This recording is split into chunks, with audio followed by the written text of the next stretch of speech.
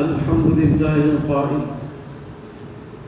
قل لن يصيبنا إلا ما كتب الله لنا هو مولانا وعلى الله فليتوكل المؤمنون أشهد أن لا إله إلا الله وحده لا شريك له وأشهد أن محمدا عبده ورسوله اللهم صل وسلم على سيدنا محمد وعلى آله وصحبه أجمعين أما بعد فيا أيها المسلمون اتقوا الله أوصيكم وإياي بتقوى الله فقد فاز المتقون قال الله تعالى يا أيها الذين آمنوا اتقوا الله حق تقاته ولا تموتن إلا وأنتم مسلمون. Muslimin yang dirahmati Allah sekalian, saya menyeru agar kita bersama-sama meningkatkan ketakwaan kita kepada Allah Subhanahu Wa Taala dengan melaksanakan segala perintahnya dan meninggalkan segala larangannya. Marilah kita memberi sepenuh tumpuan pada khutbah yang disampaikan. Janganlah berbual-bual dan berleka-leka dengan telefon bimbit. Semoga khutbah ini memberi manfaat kepada kita semua.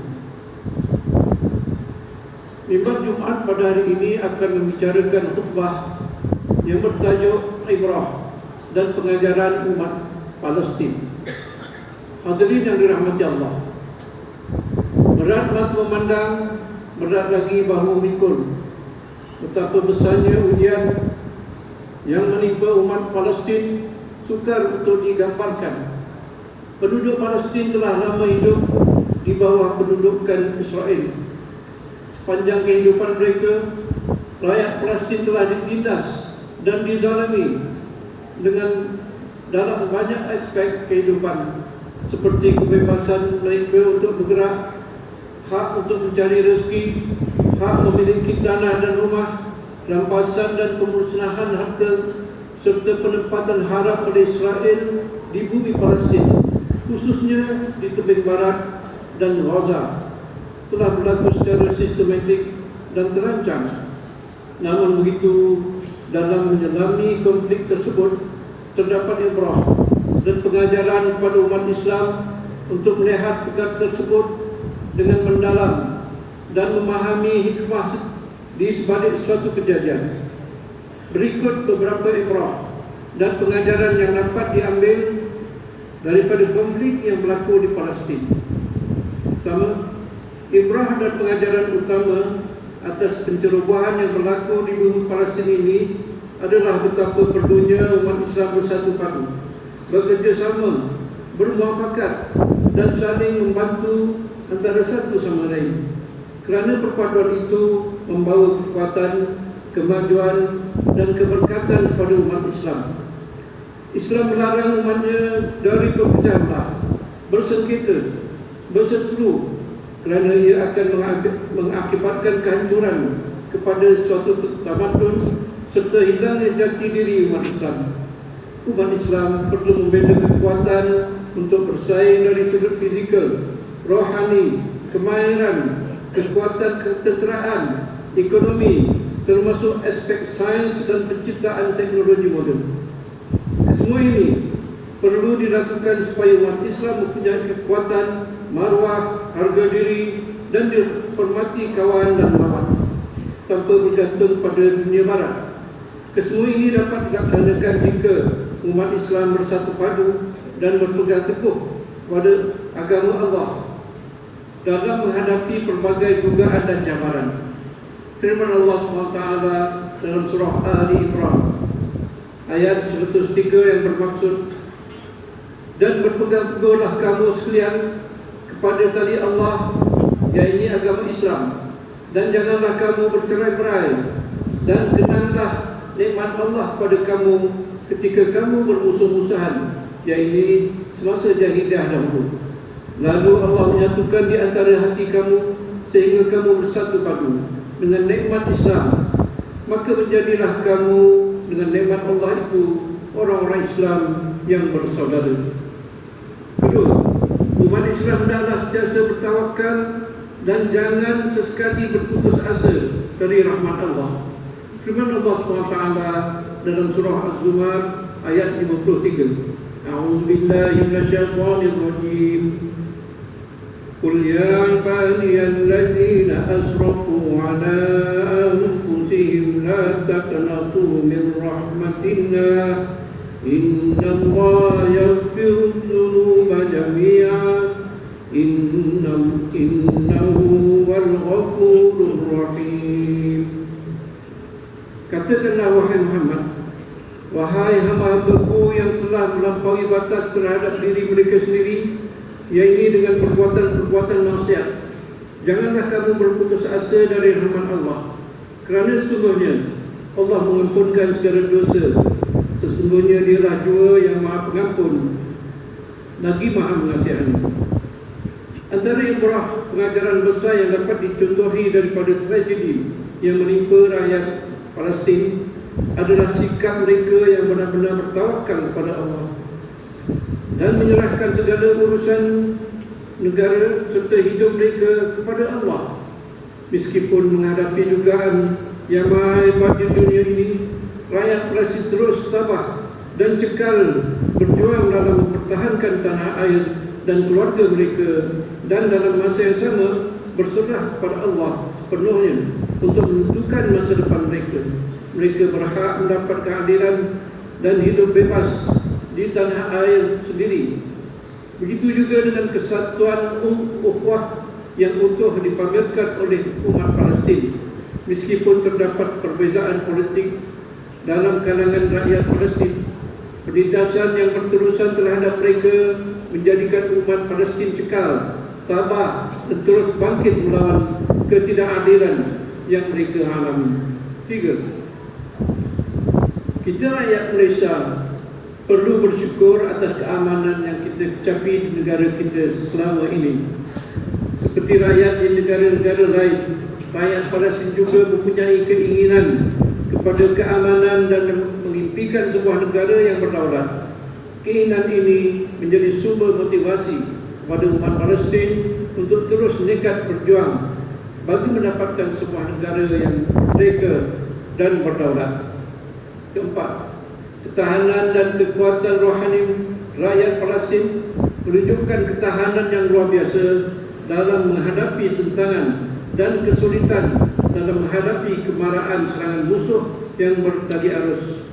Berbekalkan kekuatan dan semangat, umat Palestin terus istiqamah dan kekal berjuang meskipun berada dalam keadaan yang sangat sukar, tanpa makanan dan minuman. Jauh sekali kemudahan asas yang lain merupakan pengajaran yang dapat memotivasikan ketahanan umat Islam.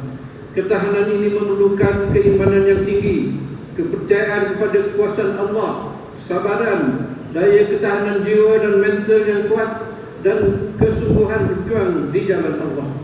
Tanpa kesungguhan, kekuatan jiwa dan mental umat Palestin mungkin tidak mampu bertahan dan mencapai kejayaan. 5. Di samping itu, sokongan dan solidariti semua pihak termasuk isu kemanusiaan membuka mata dunia untuk melihat kebenaran. Konflik ini telah menarik perhatian pemimpin dan masyarakat dunia dari pelbagai negara dunia untuk menentang kezaliman. Sokongan dunia barat terhadap Israel menggambarkan sikap double standard terhadap hak-hak kemanusiaan yang sering diperkatakan oleh mereka. Oleh itu, umat Islam perlu berhati-hati dengan falsafah perjuangan hak kemanusiaan yang digembar-gemburkan oleh dunia barat agar tidak terperangkap dengan dakwah dan perancangan yang meminggirkan hak rakyat Palestin. Lebih berduka-citakan apabila ramai dalam kalangan orang Islam yang terpesona dan tertawan dengan falsafah hak asasi manusia barat yang merindukan umat manusia. Hadirin Jumaat yang dikasihi Allah sekalian, sebagai orang yang beriman, marilah kita mengambil tanggungjawab untuk bersama-sama menghulurkan bantuan dan sumbangan material dan spiritual seperti tenaga, idea, wang ringgit, serta doa yang berterusan dengan harapan Allah memakbulkan doa kita agar di suatu ketika nanti rakyat Palestin akan mencapai keamanan, kemenangan dan kemerdekaan dari cengkaman Zionis Israel. Sekecil mana sekalipun sumbangan dan doa kita pasti akan dapat menyuntik semangat kepada rakyat Palestin untuk terus berjuang menegakkan kebenaran dan mempertahankan negara mereka. Kemenangan bagi umat Islam itu pasti dan kemenangan bagi umat Islam itu pasti dan kerugian bagi orang-orang zalim juga pasti. Cuma hanya Allah sahaja mengetahui bilakah semua ini akan berlaku.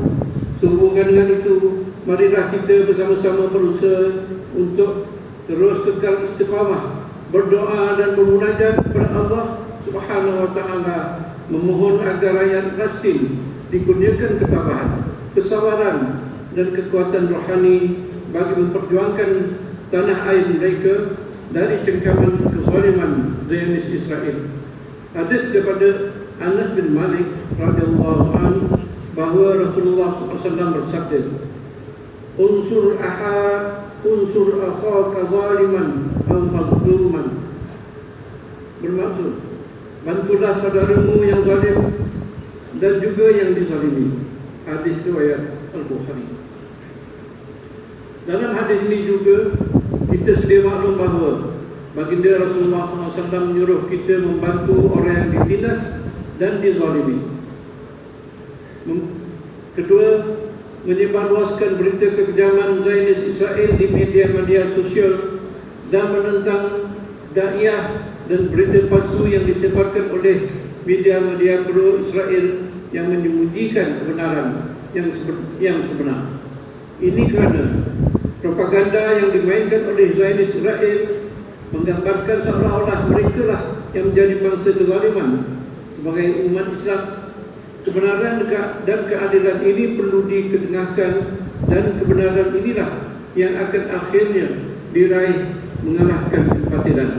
Sebagai umat Islam, kita perlu meyakini bahawa janji-janji Allah dalam Al-Quran bahawa orang-orang yang zalim dan menentang kebenaran akan gagal juga akhirnya. 3. Membaca surat Nazilah pada setiap solat fardu kerana ia merupakan syariat Allah, bahkan ia syiar kesatuan ukhuwah Islam. Jika kita bersimpati dengan saudara seiman yang dizalimi, bantulah mereka. Jarak bukannya penghalang untuk mengulurkan bantuan. Meskipun terhalang, tiada siapa yang mampu menghalang senjata doa umat Islam. Bahkan syariat Allah ini kekal utuh sepanjang zaman. Ianya sangat penting bagi kita yang bakal menjadi warga akhir zaman. Masa depan bakal menyaksikan tribulasi dan tragedi akan bertiba-tiba menimpa umat Islam. Ini bukan andaian atau ramalan, bahkan realiti yang ditegaskan oleh baginda Rasulullah SAW dalam hadis yang diriwayatkan oleh Abu Hurairah radhiyallahu anhu. Yataqarabu az-zamanu wa yanqusul 'amal wa yulqa ash-shukku wa yakthuru al-harju. Qalu wa mal harju? Qala al-qatlu al-qatlu. Bermaksud, masa semakin cepat, amal semakin berkurangan, bahir semakin melampau, dan al-haraj semakin menjadi-jadi. Sahabat bertanya, apa itu al-haraj? Pembunuhan. Hadis riwayat Al-Bukhari. Begitu juga kebimbangan perlu dirasakan kerana terdapat kemungkinan peperangan boleh merebak ke negara-negara berdekatan. Ia mengundang peperangan yang lebih besar dan meluas. Kesannya, kebencian sesama manusia akan berkembang dan suka dibendung akibat daripada perbezaan ideologi, pemikiran dan pemahaman masing-masing pada masa akan datang. Hadirin sekalian, mengakhiri khutbah ini, marilah sama-sama kita mengambil pengajaran dan penghayatan agar dijadikan pedoman dan panduan kita. Antaranya ialah umat Islam hendaklah bersabar dan bermunajat kepada Allah dalam setiap ujian yang telah ditakdirkan oleh Allah SWT.